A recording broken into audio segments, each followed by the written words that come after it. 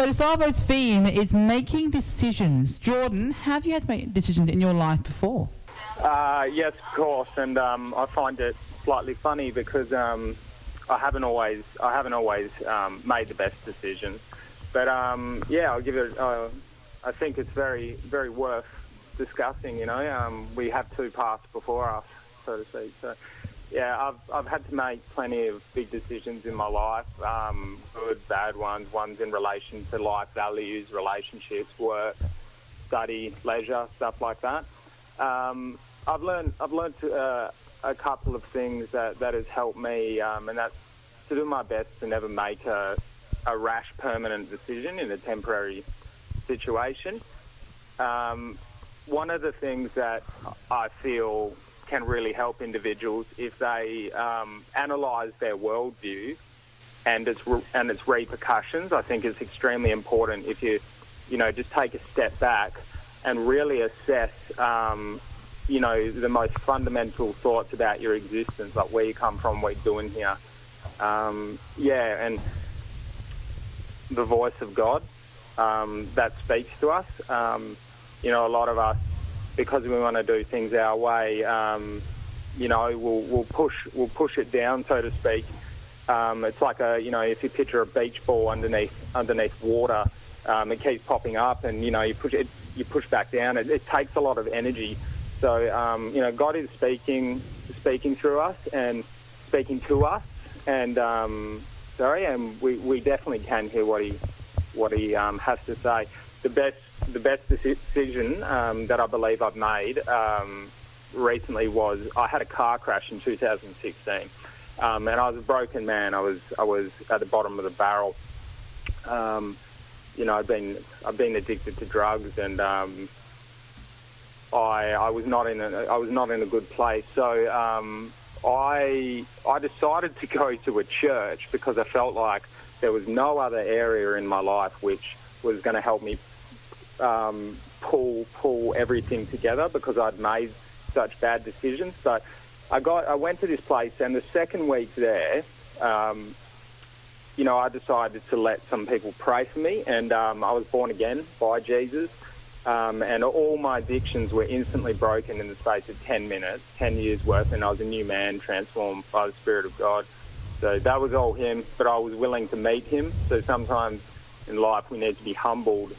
I needed to be humbled before I realised what was really important. So the choices that we make now, to be violent or to steal or drink or try drugs and stuff like that, we're free to make them, but the reality is that it really will affect your life. And I grew up hearing,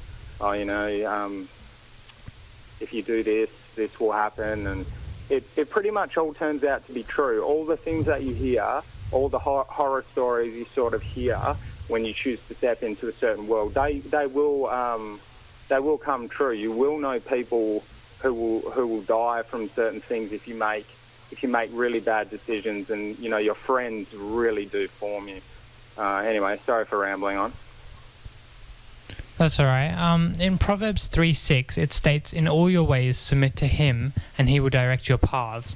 Jordan, what do you think this means? For myself, on my mother's side, my grandpa was a real pillar in my life. He really. I was born into basically. One side of my family, there was atheism and Freemasonry and stuff, and then on the other side of my family there was a history of Christianity, but it wasn't practiced in the home. But he was a real pillar in my life, and that is what he told me. I used to think, all right, well, lean not on my own understanding. Well, this is just a way to control my mind and just get me to blindly follow religion. But I realised, when you truly encounter Jesus, he's the source of love and truth, and that his ways are higher. And when you experience him, you know that you can trust him. We can't always see the scope through our limited outlook, but in all of our ways, if we acknowledge him, he will keep us on the narrow path. Yeah. Proverbs, I reckon, are great for just how to live your life, and wisdom and knowledge, and I think they're very resourceful.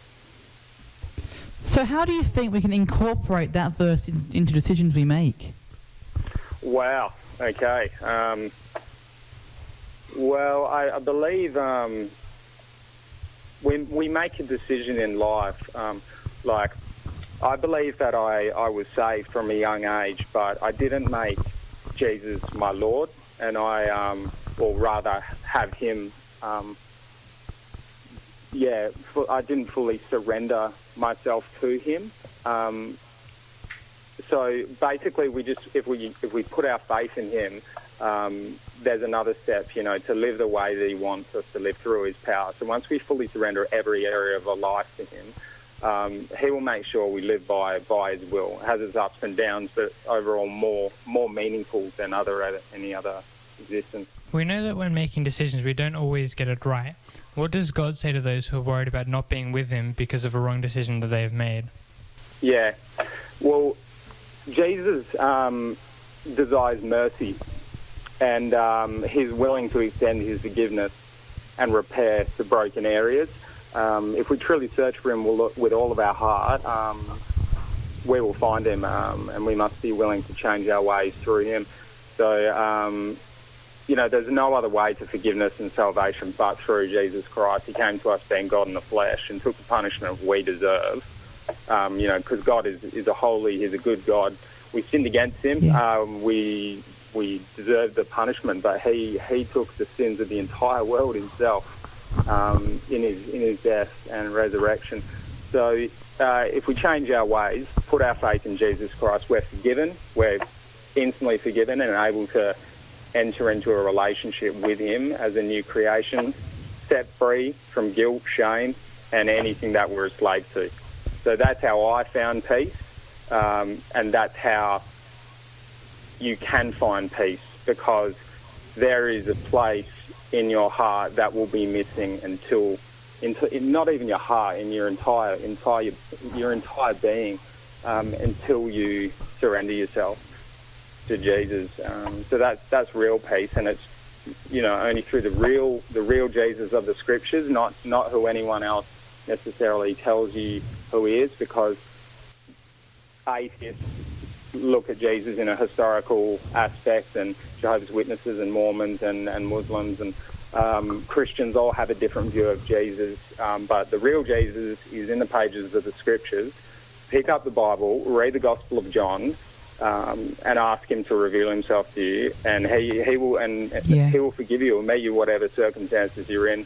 He suffered in his life and death, and he cares. He really does. Wow, thank you very much, Jordan, for joining us on the show today. It's really inspirational having you on. Thank you so much. Hey, thanks, mate. It's an honour. I hope that someone gets something out of that. And it was relatively. Yeah, thank you for having me on. And if you need to contact anyone, you can head to www.youthjamradio.com, or you can call Lifeline on 13 11 14. Yo, Jack and Isaac here on Youth Jam Radio. Good afternoon.